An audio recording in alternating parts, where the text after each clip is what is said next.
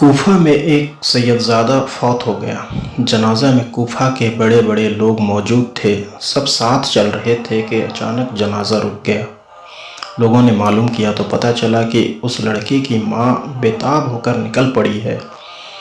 اس عورت نے جنازہ پر اپنا کپڑا ڈال دیا اور اپنا سر کھول دیا۔ عورت شریف خاندان سے تعلق رکھتی تھی۔ اس میت کے باپ اور اس عورت کے خاوند نے چلا کر کہا، یہیں سے واپس چلی جاؤ، مگر اس نے واپس ہونے سے انکار کر دیا۔ باپ نے قسم کھا لی کہ لوٹ جاؤ ورنہ تجھے طلاق، جبکہ اس عورت نے بھی قسم کھا لی کہ اگر میں نماز جنازہ سے پہلے لوٹوں تو میرے سارے غلام آزاد۔ قسم کھاتے ہی دونوں کو احساس ہو گیا کہ انہوں نے کتنی بڑی غلطی کی ہے۔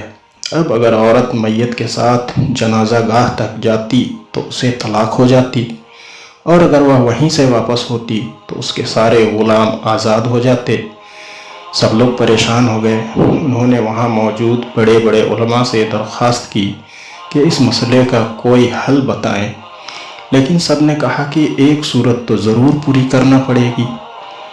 مجمع میں سے کسی نے اسی وقت ایک عالم سے ساری صورتحال بیان کی۔ انہوں نے میت کے پاس آ کر پوچھا کہ قسم کس کس طرح کھائی گئی ہے۔ چنانچہ میت کے باپ اور ماں نے اپنی اپنی قسم بتا دی۔